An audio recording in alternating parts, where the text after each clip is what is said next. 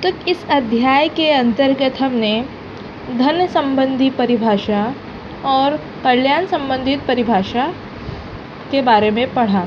अब हम अर्थशास्त्र की दुर्लभता संबंधी परिभाषा के बारे में पढ़ेंगे। दुर्लभता संबंधी परिभाषा।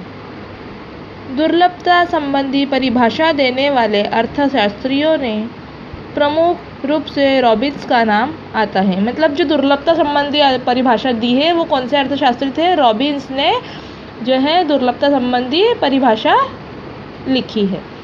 उन्होंने अर्थशास्त्र को वैज्ञानिक दृष्टिकोण से प्रस्तुत किया है। मतलब जो रॉबिन्स थे उन्होंने अर्थशास्त्र को एक नया दृष्टिकोण, वैज्ञानिक दृष्टिकोण से प्रस्तुत किया है। रॉबिन्स ने अपनी पुस्तक an essay on the nature and signification of economic science में अर्थशास्त्र को निम्न रूप से परिभाषित किया है। ये जो बुक है, ये पुस्तक का नाम है an essay on the nature and significance of economic science. मतलब ये उनकी किताब का नाम है। किसकी? रॉबिन्स की पुस्तक का नाम। ठीक। अर्थशास्त्र वह विज्ञान है जिसमें साध्यों तथा सीमित और वैकल्पिक प्रयोग वाले साधनों से संबंधित मानव व्यवहार का अध्ययन किया जाता है।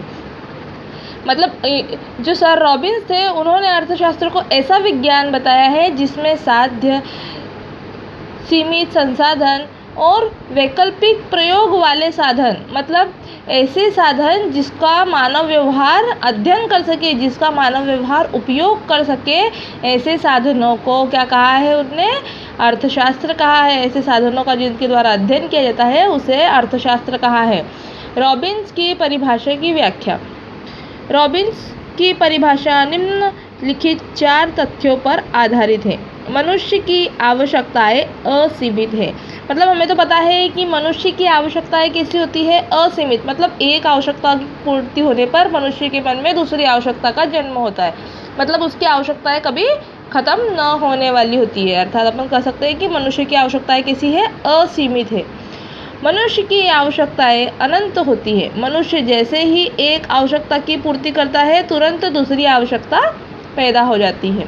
इस प्रकार आवश्यकताओं का यह क्रम जीवन पर्यंत चलता रहता है। मतलब जब तक के मनुष्य का जीवन है तब तक के उसकी आवश्यकताएं कैसी है? अनंत है, असीमित है, उसकी कोई किसी प्रकार की सीमा नहीं है।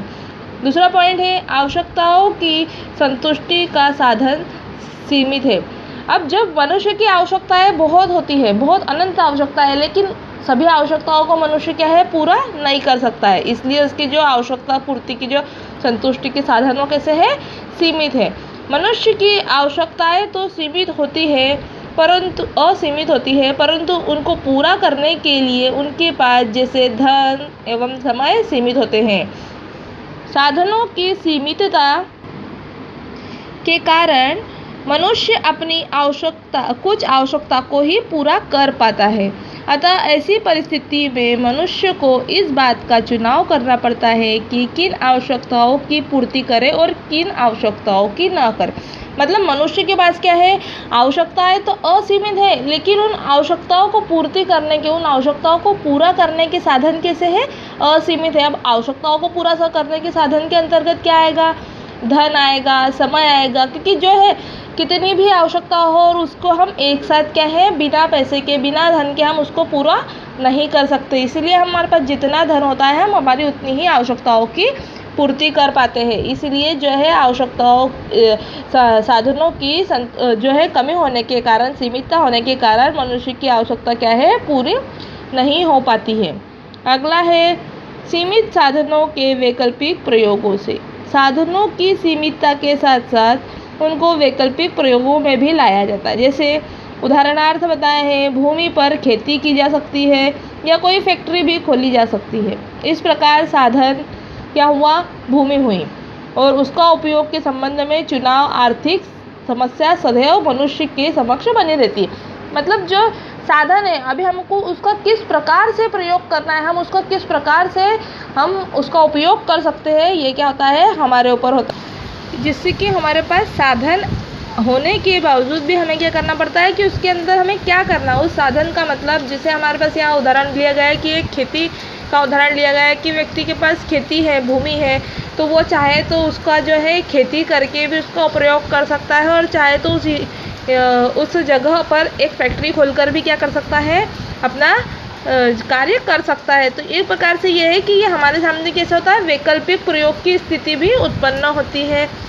अगला है, आवश्यकताओं की तीव्रता उपयोगिता भिन्न भिन्न होती है। मनुष्य की आवश्यकता की तीव्रता में भिन्नता होती है। मनुष्य पहले उन आवश्यकताओं की पूर्ति करता है जिनकी तीव्रता अधिक होती है। मतलब क्या है कि जिन आवश्यकताओं की ज़्यादा मात्रा में ज़रूरत होती है, मनुष्य उन आवश्यकताओं को पहले पूरा करता है, और जिन आवश्यकताओं की ज़रूरत नहीं होती है, मनुष्य उनको क्या करता है, बाद में उनको पूरा करता है। ठीक, उपर्युक्त विवरण के आधार स्पष्ट है कि असीमित आवश्यकताओं तथा सीमित और वैकल्पिक प्रयोग वाले साधनों के बीच मानव व्यवहार चुनाव करने या निर्णय लेने से संबंधित होता है। मतलब ये जो भी हमने परिभाषा के अंतर्गत जो भी व्याख्या की गई है परिभाषा की, इसके अंदर क्या बताया गया है कि ये जो तथ्य बताए थे चारों, कि मनुष्य की आवश्यकताएं किस स्थिति सीमित होती है, उसकी से केवल वो संतुष्टि के साधन क्या होते हैं, सीमित होते हैं। उसके बाद में वो साधन होने के बावजूद भी उसका क्या करना पड़ता है, वैकल्पिक रूप से प्रयोग करना पड़ता है। और जिस वस्तु की जिस चीज़ की आवश्यकता पहले होती है, उसको क्या किया जाता है, पहले पूरा किया जाता है। ये सभी जो चारों तथ्य हैं, इसमें हमें क्या करना है, सभी को देखा जाता है कि सभी में हमें क्या करना है, एक तो निर्णय लेना है या फिर हमें किसी चीज़ का चुनाव करना है। इन सभी समस्याओं से संबंधित ही ये होती है। चुनाव करने की इस क्रिया को रॉबिन्स ने आर्थिक समस्या का नाम दिया गया। मतलब किसी भी दो या दो से अधिक वस्तुओं के बीच में से अगर कोई एक वस्तु का चुनाव करना है, तो रॉबिन्स ने इस चुनाव की समस्या को क्या कहा है, आर्थिक समस्या का नाम दिया गया। क्योंकि ये क्या होती है, साधनों से, पैसे से, धन संपत्ति से संबंधित समस्या होती है, इसीलिए इसे आर्थिक समस्या का नाम दिया गया है। ठीक, इस प्रकार रॉबिन्स ने अर्थशास्त्र को वैज्ञानिक, मानवीय तथा सार्वभौमिक बना दिया है। अब ये तो हुए कि रॉबिन्स की परिभाषा की व्याख्या हुई। अब हम रॉबिन्स की परिभाषा की विशेषता पढ़ेंगे। रॉबिन्स की परिभाषा का विस्तृत विश्लेषण करने के उपरांत उसमें निम्नलिखित विशेषताएं दृष्टिगोचर होती हैं। रॉबिन्स की परिभाषा श्रेणी विभाजक न होकर विश्लेषणात्मक है। रॉबिन्स ने मानवीय क्रियाओं को भौतिक तथा अभौतिक, आर्थिक, अनार्थिक, साधारण तथा असाधारण व्यवसाय संबंधी वर्गों से मुक्त कर दिया तथा उनके विश्लेषण हेतु वैज्ञानिक दृष्टिकोण प्रदान किया। रॉबिन्स ने बताया कि अर्थशास्त्र में कुछ विशेष प्रकार की मानवीय क्रियाओं का ही अध्ययन नहीं किया जाता, बल्कि प्रत्येक क्रिया के चुनाव संबंधी पहलू पर अध्ययन किया जाता है। मतलब इसमें बताया कि रॉबिन्स की परिभाषा की क्या विशेषता बताई कि वो जो है श्रेणी विभाजक न होकर, मतलब उसको अलग अलग श्रेणियों में न बांटकर उसका क्या करना है, विश्लेषणात्मक करना है। उसको क्या करना है, एक प्रकार से विश्लेषण करके उसका अध्ययन करना है। ये होती है रॉबिन्स की परिभाषा की विशेषता। दूसरी विशेषता है, अर्थशास्त्र एक मानवीय विज्ञान है। मतलब क्या है, मानव द्वारा कार्य करना, मानव द्वारा अपनी आवश्यकताओं को पूरा करना और उसको निरंतर रूप से पूरा करने वाला क्या है, एक विज्ञान है। इसलिए बोला गया अर्थशास्त्र क्या है, मानवीय विज्ञान है। रॉबिन्स के अनुसार अर्थशास्त्र सभी प्रकार के मनुष्य की आर्थिक क्रियाओं का अध्ययन करता है। मतलब मनुष्य की क्रियाओं को, मतलब मनुष्य के द्वारा जो कार्य किया जाता है उसको किससे पूरा किया जाता है, पैसे से, आर्थिक क्रियाओं से, धन संपदा से पूरा किया जा सकता है। इसीलिए इसके अंतर्गत किसका, आर्थिक क्रियाओं का अध्ययन किया जाता है, चाहे वे समाज के अंदर रहते हो या समाज के बाहर, क्योंकि चुनाव की समस्या सभी व्यक्तियों के समक्ष उपस्थित होती है।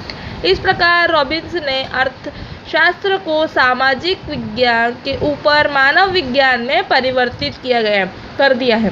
मतलब इसीलिए क्या किया है, जो रॉबिन्स है उन्होंने अर्थशास्त्र को समाज के लिए, समाज का हित करने के लिए, समाज का कल्याण करने के लिए न समझते हुए मानव का हित, मानव का कल्याण करने के लिए उसे मानव विज्ञान के रूप में परिवर्तित कर दिया है।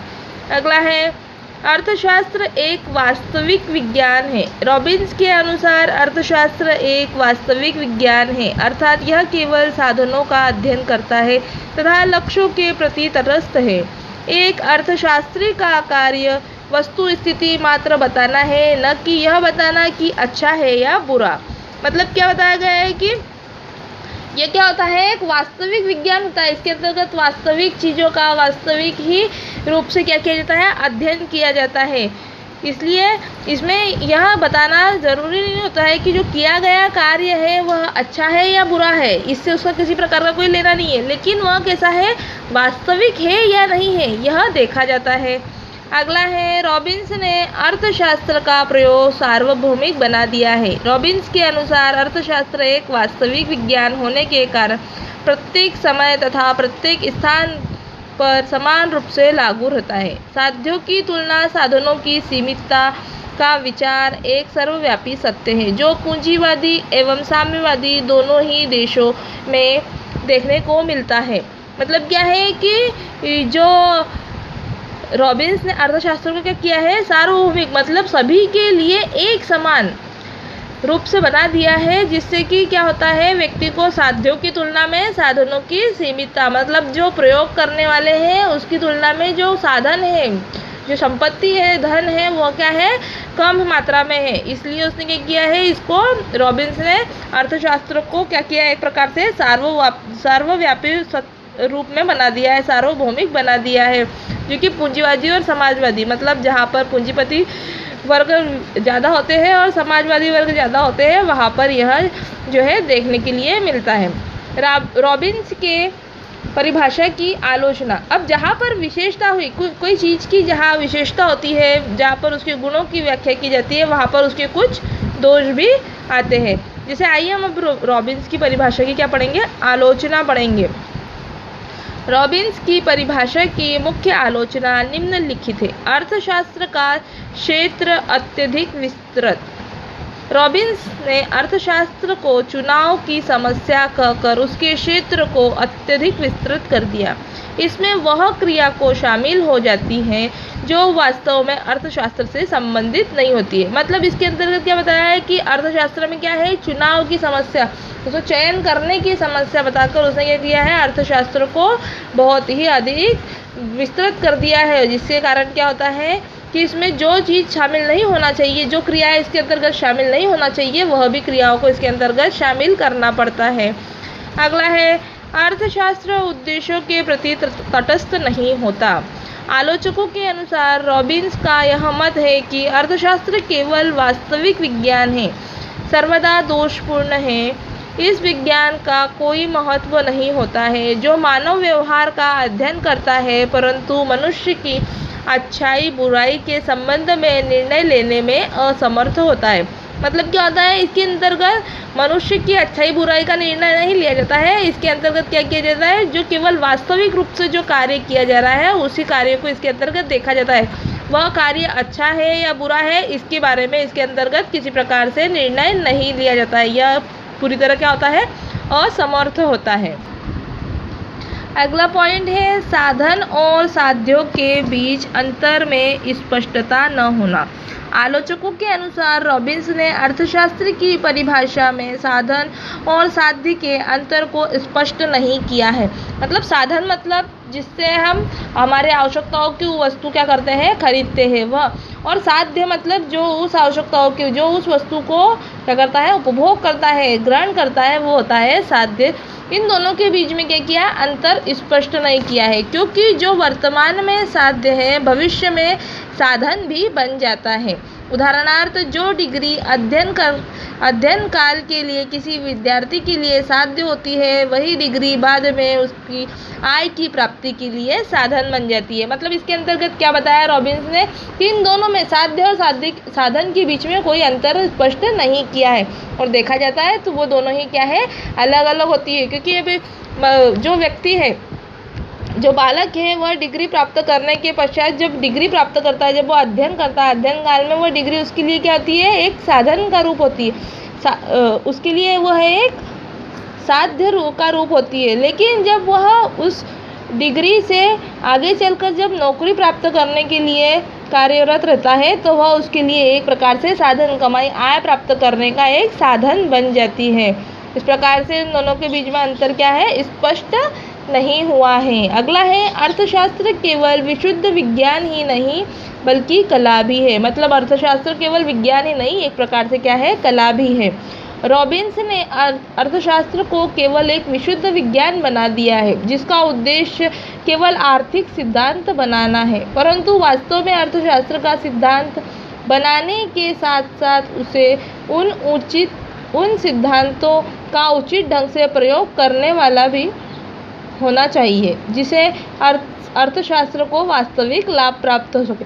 मतलब अर्थशास्त्र द्वारा केवल वही कार्य किया जा रहा है कि उसके सिद्धांतों को क्या किया जा रहा है, बनाया जा रहा है, नए नए नियमों को बनाया जा रहा है, लेकिन उसको किस प्रकार अर्थशास्त्र में उपयोग करना है, किस रूप में अर्थशास्त्र में उपयोग करना है, यह उसके अंतर्गत नहीं बताया गया है। तो इसमें केवल क्या बताया कि रॉबिन्स ने केवल अर्थशास्त्र को एक रूप से, विशुद्ध रूप से क्या बताया है, विज्ञान बताया है। लेकिन अर्थशास्त्र क्या है, केवल विज्ञान न होकर कला भी है।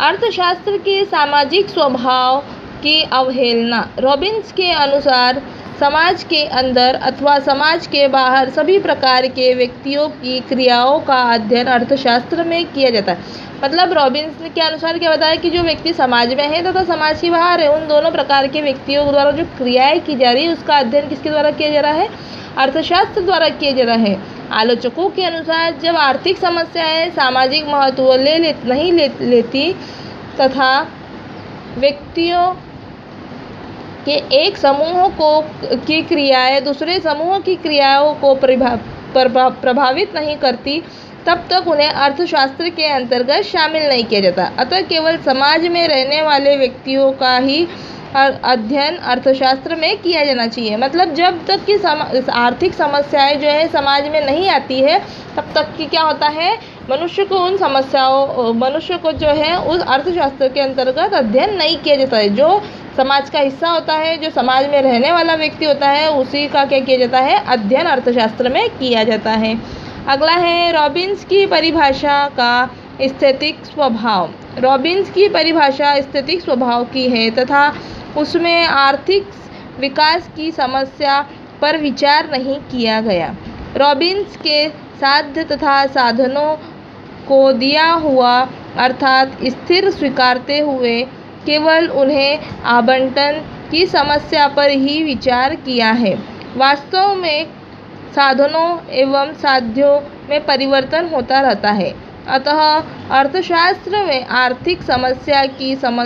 आर्थिक विकास की समस्या को सम्मिलित किया जाना भी आवश्यक है। मतलब क्या है, इसके अंतर्गत जो आर्थिक विकास, आर्थिक रूप से जो विकास होता है जो मनुष्य का, उसकी सीमितता को भी आर्थिक रूप से विकास की समस्या को भी क्या करना चाहिए, इस अर्थशास्त्र के अंतर्गत शामिल किया जाना चाहिए, उसका भी क्या करना चाहिए, अध्ययन किया जाना चाहिए। अब ये तो है रॉबिन्स की परिभाषा की कुछ अवहेलनाएं। अब हम मार्शल और रॉबिन्स की परिभाषाओं की तुलनात्मक रूप से अध्ययन करेंगे। जिसे मार्शल की परिभाषा बताया है, मार्शल के अनुसार अर्थशास्त्र सामाजिक विज्ञान है। मार्शल ने क्या बताया है, अर्थशास्त्र को समाज के हित के लिए, समाज के कल्याण के लिए सामाजिक विज्ञान बताया है। लेकिन रॉबिन्स ने मानव के लिए मानवीय विज्ञान बताया है। दूसरा है, मार्शल के अर्थशास्त्र में केवल धन से संबंधित क्रियाओं का अध्ययन किया जाता है और रॉबिन्स के अनुसार अर्थशास्त्र में धन से संबंधित तथा असंबंधित जैसे समय दोनों प्रकार की क्रियाओं का अध्ययन किया जाता है। मतलब रॉबिन्स के अंतर्गत धन और समय दोनों प्रकार की क्रियाओं का अध्ययन किया जाता है। अगला है, मार्शल की परिभाषा वर्ग करनी है, मतलब उसको वर्गों में बांटने वाली होती है। लेकिन रॉबिन्स की परिभाषा वर्ग कारणी न होकर कैसी है, विश्लेषणात्मक है, उसको विस्तृत करने वाली होती है। मार्शल के अनुसार अर्थशास्त्र एक आदर्श विज्ञान और कला दोनों है और रॉबिन्स के अनुसार अर्थशास्त्र एक केवल वास्तविक विज्ञान है, कला नहीं। मार्शल के अनुसार अर्थशास्त्र का उद्देश्य मानव कल्याण में वृद्धि करना होता है और रॉबिन्स के परिभाषा के अनुसार मानव कल्याण का कोई भी किसी प्रकार के, उन्होंने मानव कल्याण के बारे में कुछ बताया ही नहीं कि इसका उद्देश्य क्या है, मानव कल्याण करना है या नहीं, इसके बारे में किसी प्रकार का कोई जिक्र ही नहीं किया गया इस परिभाषा के अंतर्गत। मार्शल ने आर्थिक विश्लेषण हेतु निगमन एवं आगमन दोनों ही प्रणालियों का प्रयोग किया गया। मतलब मार्शल के जो सिद्धांत है, मार्शल की जो परिभाषा है, उसमें निगमन आगमन दोनों प्रकार की प्रणालियों का क्या किया, प्रयोग किया गया है। और रॉबिन्स की परिभाषा के अंतर्गत रॉबिन्स ने आर्थिक विश्लेषण हेतु केवल निगमन प्रणाली का एक सहारा लिया है। मतलब केवल निगमन ही प्रणाली के द्वारा ही उसने क्या किया है, इसका विश्लेषण किया है आर्थिक रूप से। अगला है मार्शल की परिभाषा अर्थशास्त्र को सरल एवं स्पष्ट बना देती है। जो मार्शल की परिभाषा है कल्याण संबंधी, उसके द्वारा क्या किया गया है, अर्थशास्त्र को एक सरल रूप प्रदान किया गया है। लेकिन जो रॉबिन्स की परिभाषा है, इसके अंतर्गत अर्थशास्त्र को कठिन एवं जटिल रूप दिया गया है। मतलब रॉबिन्स ने अर्थशास्त्र को जटिल रूप में बताया है।